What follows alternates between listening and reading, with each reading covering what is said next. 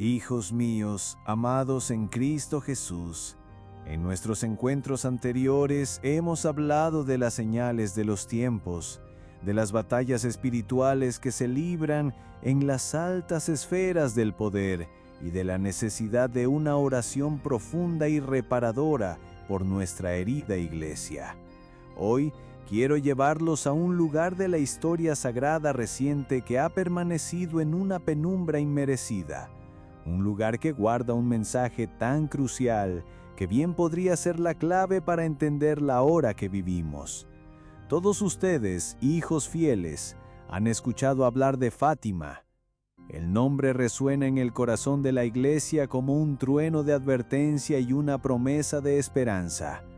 Conocen la historia de los 3 pastorcitos, el increíble milagro del sol presenciado por 70,000 personas, y los 3 secretos que marcaron el curso del siglo XX.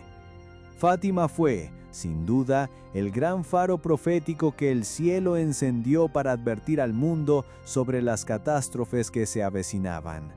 Pero yo les pregunto esta noche, ¿y si Fátima no fue la última palabra de la Madre de Dios en ese siglo de tribulaciones?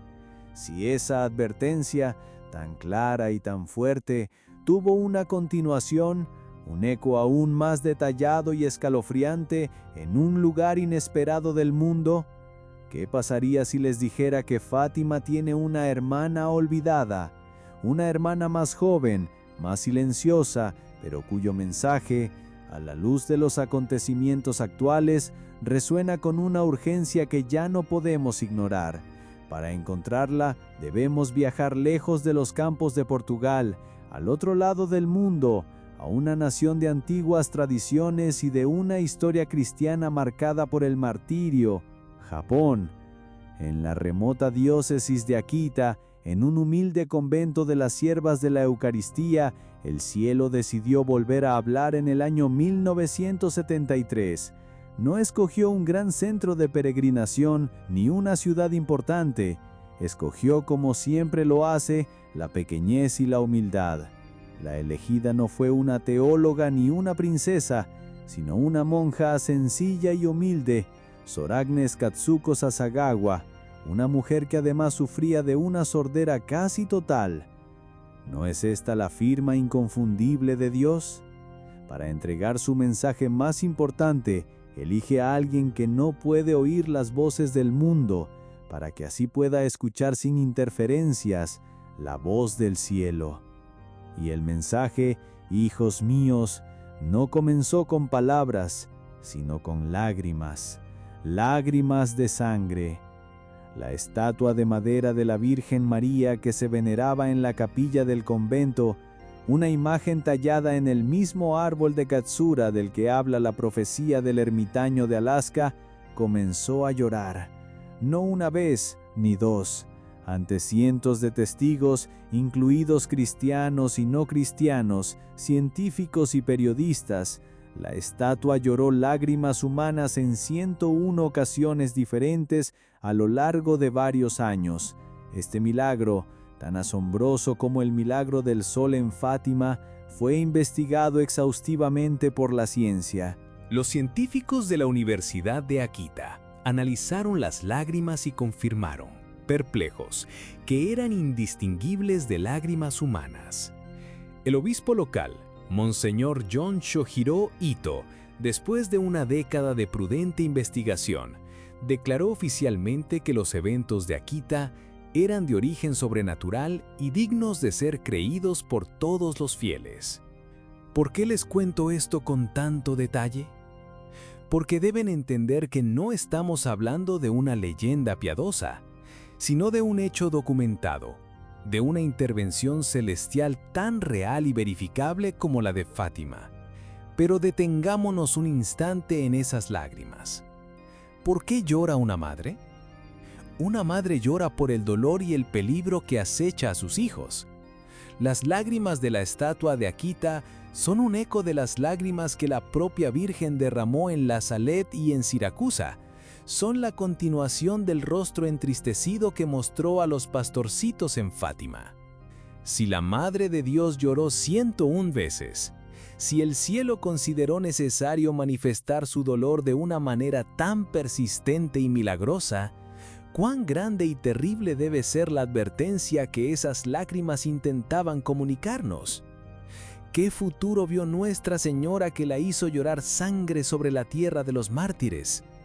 Esa, hijos míos, es la pregunta que comenzaremos a responder. Hijos míos, las lágrimas milagrosas que brotaron de la estatua de madera en Akita no fueron un evento silencioso. Fueron el preludio de una serie de mensajes, una catequesis celestial entregada por la Santísima Virgen a Sor Agnes Sasagawa, para ella y para el mundo entero. Porque cuando una madre llora, después de las lágrimas vienen las palabras. Palabras de dolor, de advertencia y de amor desesperado. El cielo nos estaba hablando y lo que dijo confirma, aclara y amplifica de una manera aterradora la advertencia que ya nos había sido dada en Fátima. Los dos primeros mensajes de Akita resonaron con la misma urgencia que los de su hermana mayor portuguesa. La Virgen pidió, una vez más, la oración del Santo Rosario, la penitencia y la reparación por los pecados de la humanidad. Insistió en la necesidad de rezar por el Papa, por los obispos y por los sacerdotes, pidiendo obediencia a la Iglesia. Era la misma medicina espiritual que se había recetado al mundo en 1917, una señal clara de que la enfermedad del pecado no solo no había sanado, sino que se había agravado. Pero fue el tercer y último mensaje, el del 13 de octubre de 1973, aniversario exacto del milagro del sol en Fátima, el que contenía el núcleo de la advertencia, una profecía tan terrible que hace que incluso el tercer secreto de Fátima parezca un velo que solo ahora es rasgado. Escuchen con atención y que estas palabras no caigan en saco roto. La Santísima Virgen le dijo a Sor Agnes: «Como ya te dije, si los hombres no se arrepienten y no mejoran, el Padre infligirá un terrible castigo a toda la humanidad. Será un castigo más grande que el diluvio, como nunca se ha visto antes. Detengámonos aquí, hijos míos». Más grande que el diluvio. El diluvio borró a casi toda la humanidad de la faz de la tierra. ¿Qué clase de castigo puede ser peor que ese? La Virgen continuó, describiendo la naturaleza de esta tribulación. Fuego caerá del cielo y eliminará a una gran parte de la humanidad, tanto a los buenos como a los malos, sin perdonar a sacerdotes ni a fieles. Fuego del cielo. Una imagen que evoca la destrucción de Sodoma y Gomorra, pero a una escala global. Y noten la terrible igualdad de esta justicia. No perdonará a nadie. Los buenos sufrirán junto a los malos. Un misterio de sufrimiento redentor que solo la fe puede aceptar. Y entonces, la profecía alcanza su punto más desolador. Los sobrevivientes se encontrarán tan desolados que envidiarán a los muertos. Les pido que mediten en la profundidad de esta frase. ¿Qué clase de horror, qué clase de sufrimiento físico, psicológico y espiritual puede ser tan inmenso que la nada de la muerte parezca un alivio deseable? No se trata solo de la pérdida de seres queridos o de la destrucción material. Se trata de una desolación del alma, de un vacío tan profundo que la vida misma se convierte en una carga insoportable. ¿Pero por qué, Señor? ¿Por qué tan terrible castigo? ¿Es por los pecados del mundo? ¿Por la inmoralidad? ¿Por las guerras? Sí, pero la Virgen en Akita revela una causa más profunda, una herida interna que es la raíz de toda la podredumbre exterior. Y esta es la parte del mensaje que el mundo, y a veces la propia Iglesia, ha querido olvidar. La Virgen continuó: la obra del diablo se infiltrará incluso dentro de la Iglesia, de tal manera que se verán cardenales oponiéndose a cardenales, obispos contra obispos.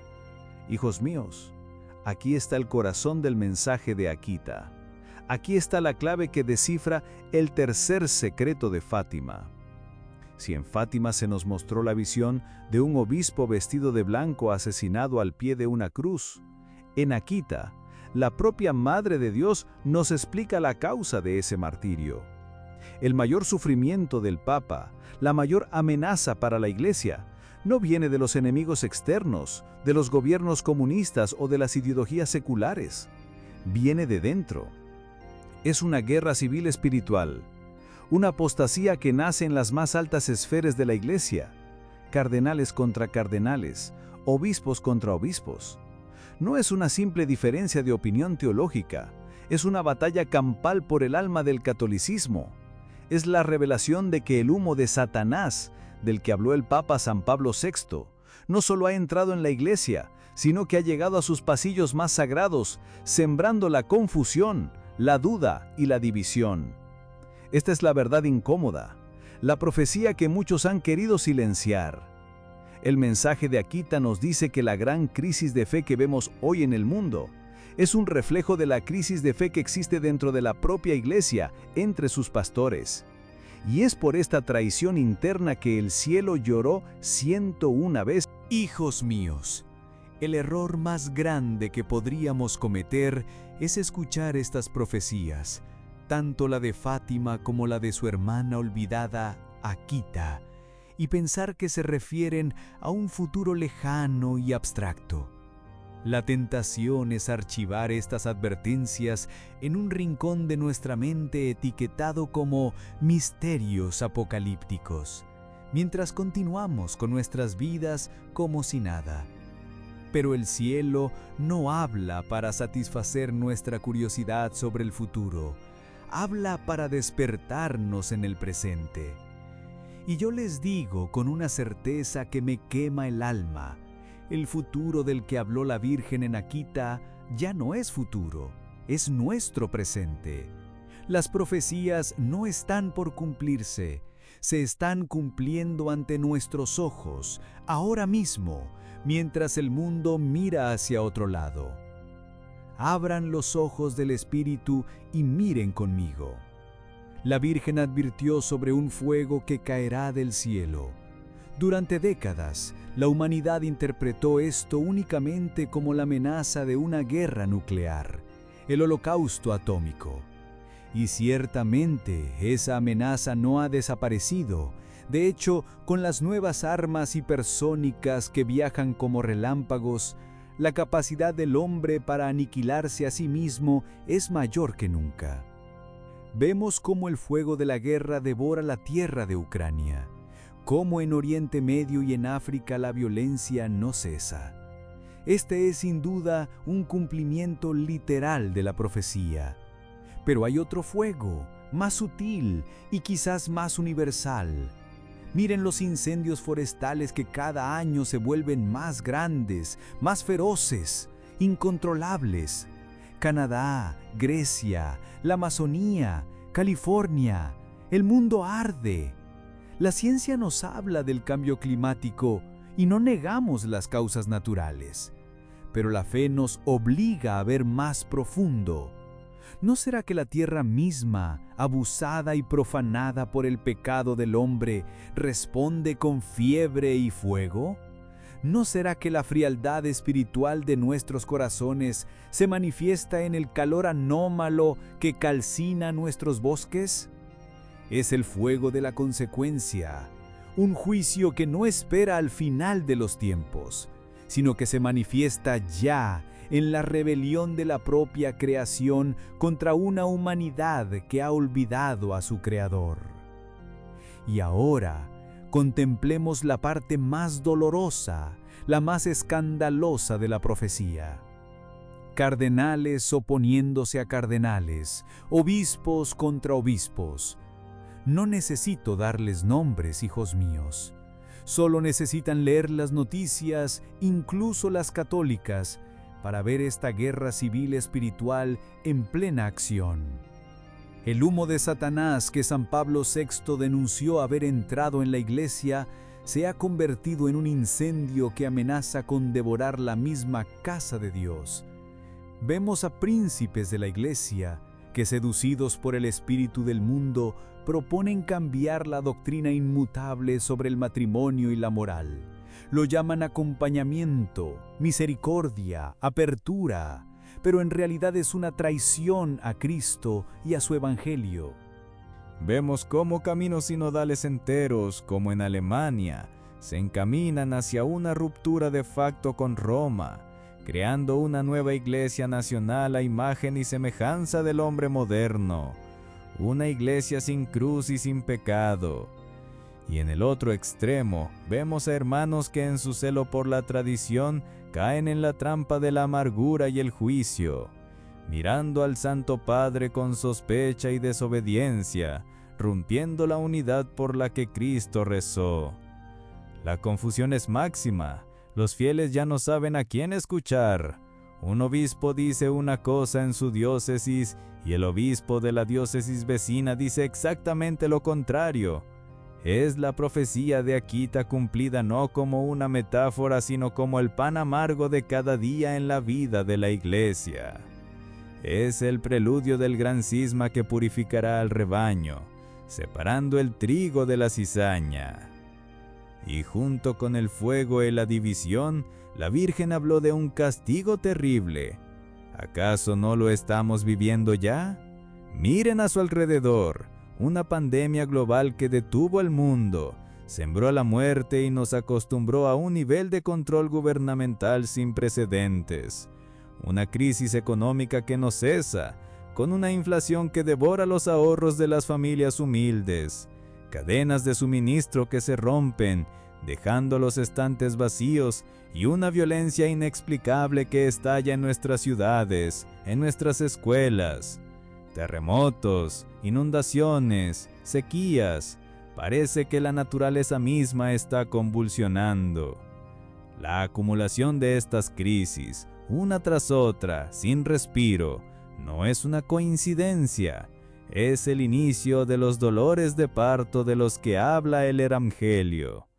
No es todavía el fin, pero es el principio del fin de una era. Es la manifestación visible del desorden que reina en el corazón del hombre cuando expulsa a Dios de su vida. El mundo sin Dios se convierte en un infierno, y estas crisis son solo las primeras llamas de ese infierno que se hacen visibles en la tierra. La profecía de Akita no es un evento futuro, es el titular del periódico de hoy. Hijos míos, ante un panorama tan desolador, con un castigo que se cierne sobre el mundo y una guerra civil dentro de nuestra propia iglesia, la primera reacción humana es el miedo paralizante. Podríamos preguntarnos, ¿qué puede hacer un simple fiel? ¿Qué puede hacer una familia en medio de una tormenta tan grande? ¿Estamos acaso condenados a ser arrastrados por esta corriente de apostasía y destrucción?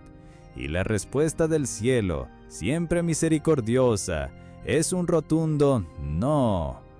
Dios en su infinita providencia nunca envía una prueba sin ofrecer también un refugio. Antes del diluvio le dio a Noé las instrucciones para construir un arca. Antes de la destrucción de Sodoma, envió ángeles para sacar a Lot y a su familia. Y hoy, en nuestra era, en medio de este diluvio de fuego y confusión, nos ofrece también un arca, un refugio seguro. Pero esta arca no está hecha de madera y no se construye en una montaña. Se construye en el corazón de cada hogar. Permítanme ilustrar esto, no con teología abstracta, sino con la historia de una familia, como la de ustedes. Una familia que vive no en el Japón rural de 1973, sino en el corazón palpitante y caótico de una de nuestras grandes metrópolis latinoamericanas, la Ciudad de México. Les presento a la familia García.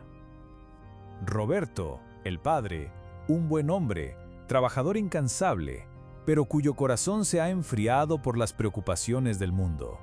Su fe es una costumbre, algo que heredó de sus padres pero que ya no alimenta. Elena, la madre, es el corazón creyente de la familia. Intenta mantener viva la llama, reza en secreto, pero se siente cansada, abrumada, luchando sola contra la corriente. Y sus 2 hijos adolescentes, Leo y Sofía, son hijos de nuestro tiempo, absorbidos por sus teléfonos móviles, sus almas colonizadas por TikTok, videojuegos y las opiniones de influencers que desprecian todo lo sagrado.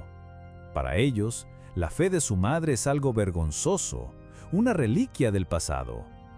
Una noche, Elena, incapaz de dormir por la angustia de ver a sus hijos cada vez más lejos de Dios y de ella misma, encontró por casualidad un video sobre las profecías de Akita. Escuchó las palabras sobre el fuego del cielo y sintió un escalofrío. Pero lo que verdaderamente la aterrorizó fue la profecía sobre la división en la iglesia.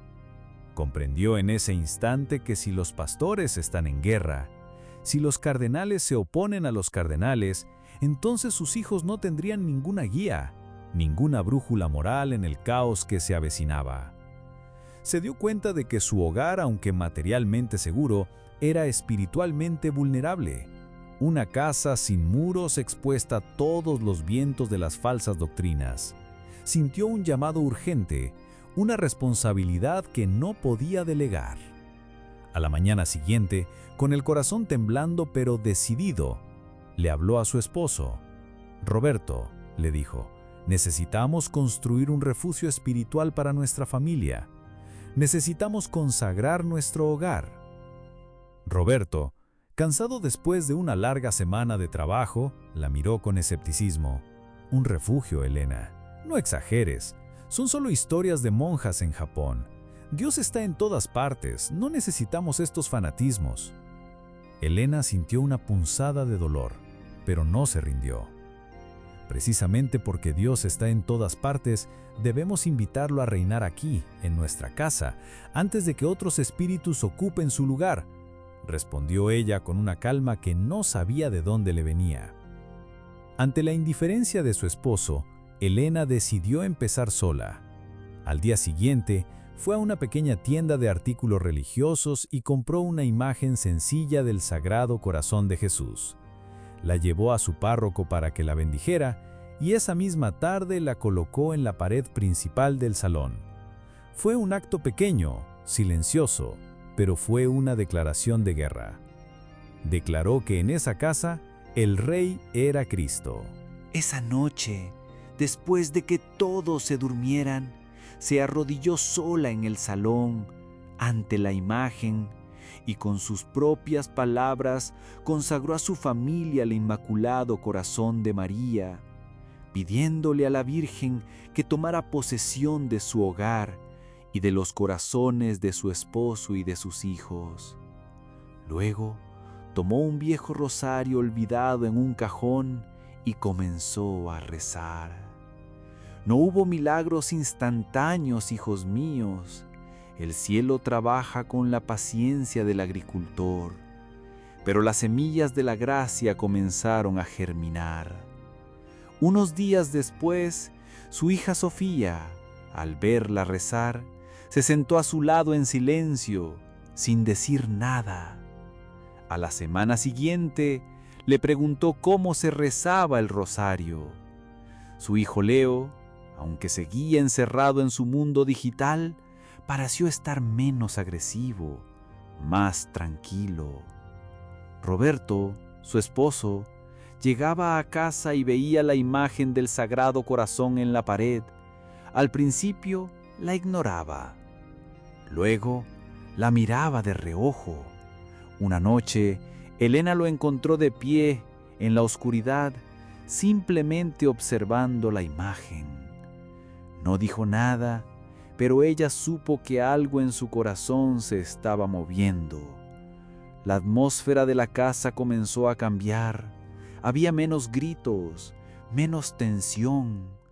Era como si una paz invisible, una cúpula protectora, estuviera descendiendo lentamente sobre su hogar.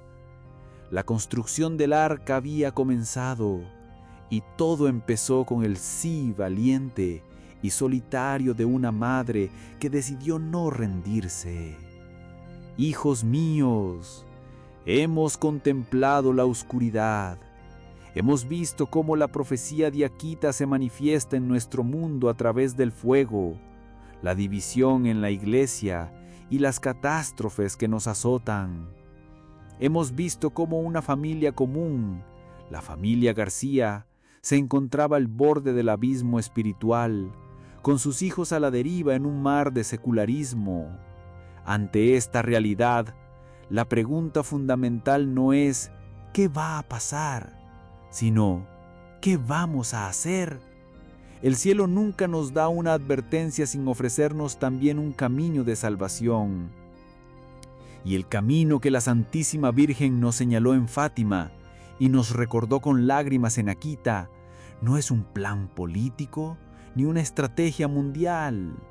Es algo mucho más pequeño, mucho más humilde y por eso mismo infinitamente más poderoso.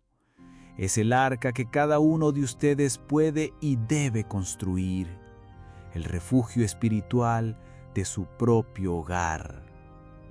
No se dejen engañar por la aparente sencillez de este plan.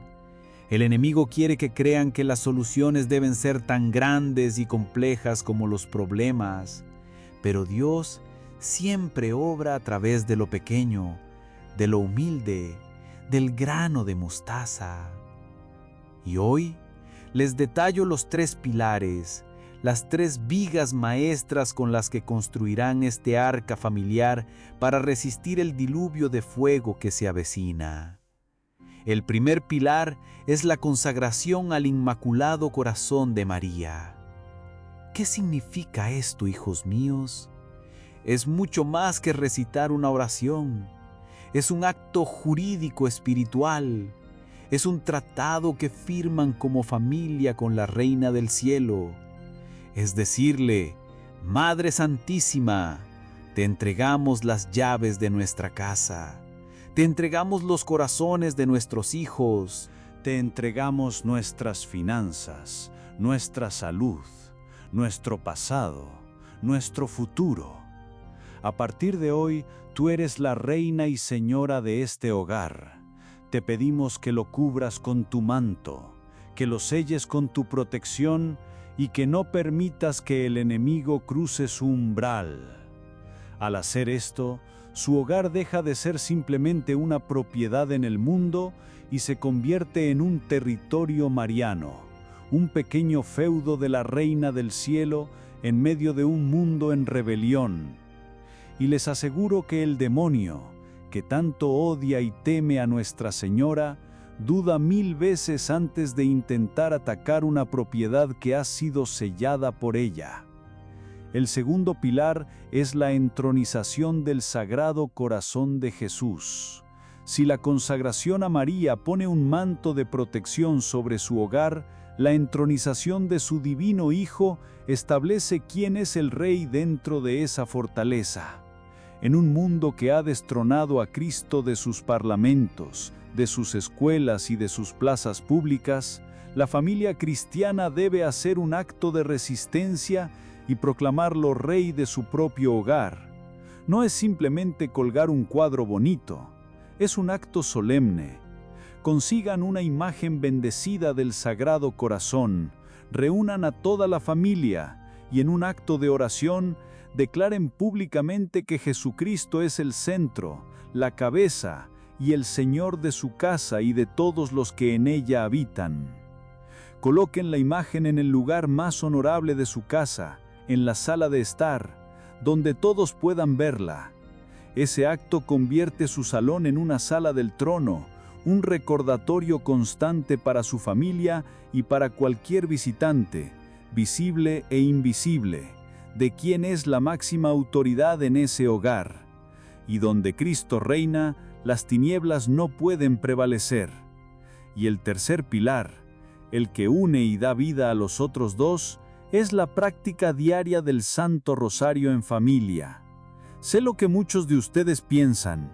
Padre, eso es imposible. Mis hijos no quieren, mi esposo está cansado, no hay tiempo. Hijos míos, esa es la mentira que el enemigo susurra para mantener sus hogares desprotegidos. El rosario en familia no es una devoción piadosa para tiempos de paz, es un arma de guerra para tiempos de crisis. Cada noche, cuando la familia se reúne para rezarlo, aunque sea con distracciones, aunque sea con dificultad, están construyendo ladrillo a ladrillo un muro espiritual invisible alrededor de su hogar. Cada Ave María es un ladrillo de luz. Cada misterio meditado es un refuerzo de acero espiritual.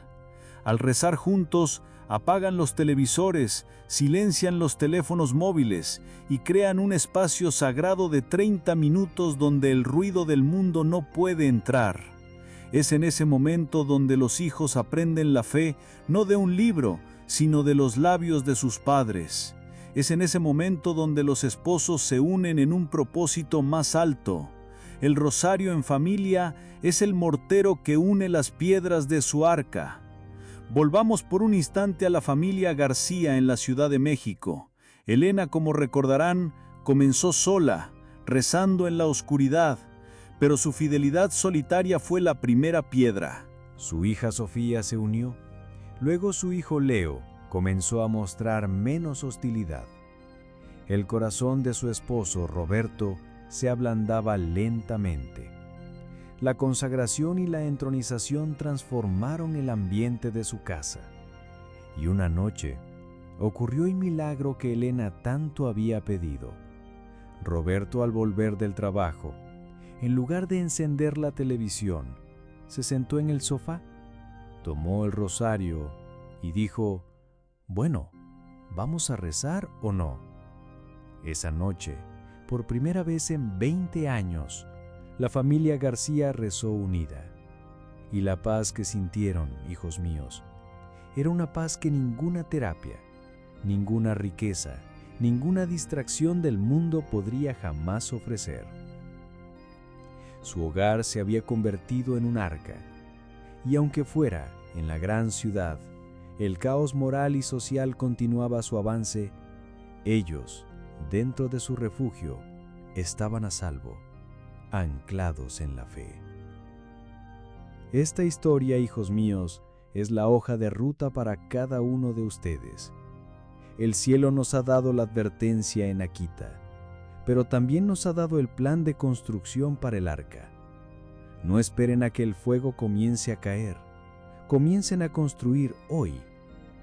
Ahora, esta historia de Japón, de una monja y una estatua que llora, ha llegado hasta ustedes. Y como hemos visto, no es una historia aislada. Es la continuación de Fátima, un mensaje para toda la iglesia, para todo el mundo. Quiero pedirles que me ayuden a ver hasta dónde ha llegado el eco de la voz de Nuestra Señora.